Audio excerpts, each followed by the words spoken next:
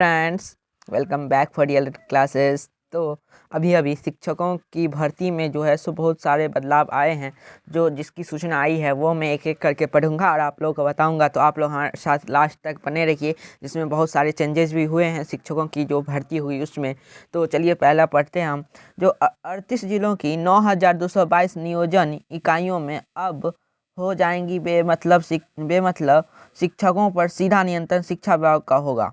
38 जिलों 900 पहला क्या होता था, पहले जो होता था पंचायत और नगर निकायों का अधिकार खत्म। मतलब जो पहला जो होता था सो पंचायतों का और नगर निकायों का जो अधिकार होता था उसके अंदर में शिक्षक आते थे और उनके जो है उनके अनुसार उनका काम करना पड़ता था। लेकिन अब शिक्षकों का जो होगा सो सीधा नियंत्रण शिक्षा विभाग का होगा। उसके बाद हमारा है 2 लाख से अधिक शिक्षकों की भर्ती अब आयोग से, नगर निकाय पंचायत से नहीं होगी। अभी जो बहाली होने वाली है शिक्षकों की, 2 लाख शिक्षक जो टीचर हैं उनकी अगर बहाली होगी तो अब आयोग से होगी, जो शिक्षा विभाग का आयोग है उसके द्वारा होगा। नहीं, नगर निकाय या पंचायत से नहीं होगा। पहले पंचायतों में जाके आपको फॉर्म जमा करना पड़ता था, वो अब नहीं होगा। इसमें आप डायरेक्ट आपको जिला में जाना पड़ेगा। देखिए आगे क्या है और क्या सब लिखा है सो हम पढ़ेंगे। देखिए, पुरानी व्यवस्था खत्म होगी, जिला ही होगा शिक्षकों का केंद्र। मतलब पुरानी व्यवस्था जो थी, आपको पंचायतों में जा के जो है जमा करना पड़ता था, अब वो नहीं होगा। अब जो होगा आप को सिर्फ जिला में जाके जमा करना पड़ेगा। मैं थोड़ा इसको जूम कर लेता हूँ। फर्जी सर्टिफिकेट के आधार पर कई शिक्षकों के फर्जी सर्टिफिकेट के आधार पर कई शिक्षकों के बहाल होने की फजीहत झेल रहे शिक्षा विभाग ने अब शिक्षकों की नियुक्ति की पूरी प्रक्रिया बदलने का निर्णय किया गया। पहले जो फर्जी शिक्षकों की नियुक्ति होती थी उसको बदलने के लिए, उसको ख़त्म करने के लिए जो ना शिक्षा विभाग ने जो ये निर्णय जो है सो लिया है। उसके बाद पहले ये नियुक्ति पंचायत और नगर निकाय कराते थे और उसके बाद निकायों की 9,222 नियोजन इकाइयों के माध्यम से होती थी। अब शिक्षकों की नियुक्ति आयोग बीपीएससी या बीपीएसएससी और या विद्यालय सेवा आयोग से संभावित, ये तीनों में से कोई एक कराएगा के माध्यम से होगी। शिक्षा विभाग ने शिक्षक नियुक्ति नियमावली 2023 का प्रारूप लगभग तैयार कर लिया है। नई नियमावली से बहाल शिक्षकों का केंद्र जिला होगा, जो होगा सो जिला में आपको जाकर कराना पड़ेगा। और सभी 38 जिलों में नियोजन इकाई होगी। सभी 38 जिलों में नियोजन इकाई, मतलब जो 38 जिला है बिहार में, उस सबका क्या होगा, नियोजन इकाई होगा। इससे शिक्षकों के स्थानांतरण और सर्टिफिकेट के रख रखाव की जो है समस्या नहीं होगी। जो आप सर्टिफिकेट सब जमा करके आपको पंचायत में जाके जमा करना होता था, वो अब नहीं होगा। आपको डायरेक्ट जिला में जाके जमा करना होगा और शिक्षकों पर शिक्षा विभाग का सीधा नियंत्रण होगा। इस माह के अंत तक नई नियमावली को कैबिनेट ने स्वीकृति मिलने के बाद बहाली प्रक्रिया अगले 2 से 3 माह में शुरू हो जाएगी। देखिए, बहाली प्रक्रिया जो अभी हमारे शिक्षक हैं उससे 2 से 3 माह में जो है शुरू हो जाएगी। सबसे पहले हाई स्कूल में जो हमारे हैं 1.22 लाख शिक्षकों की नियुक्ति होगी। हाई स्कूल यानी 9 to 10 की जो है 1.22 लाख शिक्षकों की बहाली होगी। फिर प्रारंभिक स्कूलों में 80,257 शिक्षकों की बहाली होगी। फिर शिक्षा विभाग का लक्ष्य है कि 2023-24 में शिक्षकों के रिक्त पदों पर बहाली कर ली जाए।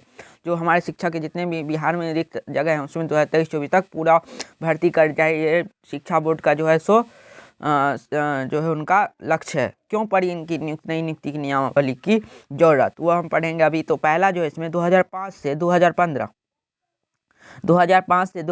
तक बहाली में कई गड़बड़ियां हुई। अभी 80,000 से अधिक शिक्षकों के सर्टिफिकेट की जांच का मामला निगरानी विभाग में फंसा है। अभी 80,000 जैसे फर्जी टिकट का टीचर का जो है उनका क्या है मामला, अभी जो है उनके बोर्ड शिक्षा विभाग में जो है सो फंसा है। इसलिए दूसरा है, नई नियमावली में से अवकाश स्वीकृति, वेतन भुगतान, वेतन वृद्धि, प्रोन्नति एवं अन्य मामलों के त्वरित निष्पादन में सहूलियत होगी। वेतन भुगतान में, वेतन की वृद्धि में, उसकी प्रोन्नति में, उसके अन्य मामलों में त्वरित निष्पादन एवं सहूलियत होगी शिक्षकों को और विभाग को भी।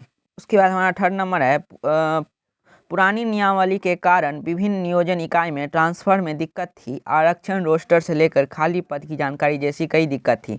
शिक्षा विभाग क्या थी, जो पुरानी नियमावली के कारण जो थी सो ट्रांसफर में दिक्कत होती थी और खाली जो पद होते थे और खाली पद, आरक्षण रोस्टर जैसे जो खाली पद होते थे उनमें जानकारी जैसी कई दिक्कतें होती थी, जिससे जो बहाली करने में वो दिक्कत आती थी। अब हमारा 4था नंबर है, पुरानी नियमावली में मात्र वेतन संरक्षण का प्रावधान था। वेतन संरक्षण, नई नियुक्ति नियमावली में सेवा निरंतरता एवं वेतन संरक्षण का स्पष्ट प्रावधान होगा।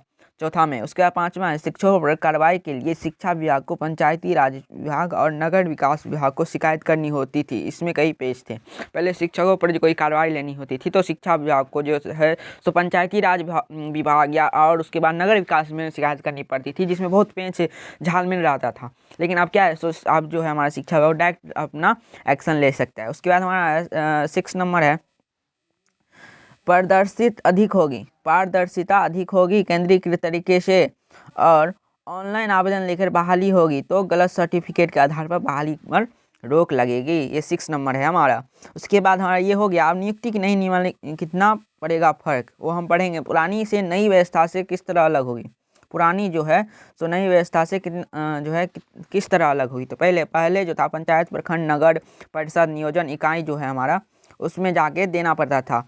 उसके बाद अब क्या होगा, अब आयोग सिर्फ डायरेक्ट नियुक्ति करेगा। किस आयोग से तय होगा वो अभी तक बाकी है, जो बीपीएससी हो, बीपीएसएससी हो या शिक्षा आयोग द्वारा डायरेक्ट किससे होगा सो अभी बाकी है, लेकिन उससे ही आप डायरेक्ट नियुक्ति होगी। उसके बाद है पंचायत, प्रखंड या नगर परिषद केंद्र हो जाता था, मतलब जो है पंचायत जो है, प्रखंड जो है, नगर परिषद जो है वो आता था। अब जिला केंद्र होंगे, यानी जिला केंद्र होंगे। पहले पंचायत में, फिर प्रखंड में, फिर परिषद में जाके करना पड़ता था अप्लाई, अब सीधे जिला में जाके करना होगा। और ट्रांसफ़र जो होगा, जो प्रमोशन होगा उसमें क्या सुविधा मिलेगी। और इसमें कहाँ कितने पद हैं, तो देखिए कौन से स्कूल में कितने पद हैं। तो उच्च माध्यमिक कक्षा यानी 11th और 12th में 89,734 को सीट, शिक्षकों के 89,734 सीट हैं। उसके बाद माध्यमिक स्कूल में 44,193 सीट हैं। उसके बाद हमारे क्या, प्रारंभिक स्कूल कक्षा से 1 से 8 में 80,257 सीट है। उसके बाद आयोग ने कब की भर्ती, तो इससे पहले जो की थी सो उसके 34,500, 16,000 1994 में और 1999 9,000, तो टोटल उनका हो गया था 34,500 ऐसे करके हुआ था 2010 में। तो लास्ट जो था हमारा 2010 में हुआ था 34,500।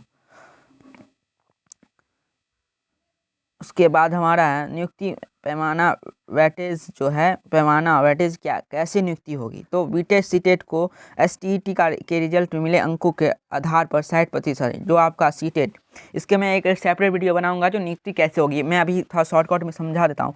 आपके सीटेट में, बीटेट में जितना नंबर या एस्टेट में, यानी एस्टेट जो हो गया आपका, बीटेट हो गया बिहार टीचर वाला, सो बीटेट और सीटेट में आपको जितना नंबर मिलेगा उसका जो है आपका 60%, इसका यानी इसका 60% वो निकाला जाएगा उस नंबर में से। उसके बाद जो आपका जो मतलब जो होगा मैट्रिक, पीजी, डीएलएड और बीएड कॉलेज का 40%, तीनों को जोड़ के क्या निकाला जाएगा, उसका 40% निकाला जाएगा। उसके बाद क्या होगा, अंतिम तौर समिति आयोग द्वारा बिहार परामर्श वेटेज अंक निर्धारित होगा और ये दोनों का 40 और 60 जोड़ के जिसका जितना मेरिट बनेगा ना उस पर क्या होगा, उसका नियुक्ति होगा टीचर सब का। इन्हीं अंकों के आधार पर आयोग मेधा सूची तैयार करेगा। आयोग सूची क्या है, आयोग सूची शिक्षा विभाग को अनुशंसित करेगा। शिक्षा विभाग चयनित अभ्यर्थियों को स्कूल आवंटित करेगा। शिक्षा विभाग ही स्कूल आवंटित करेगा।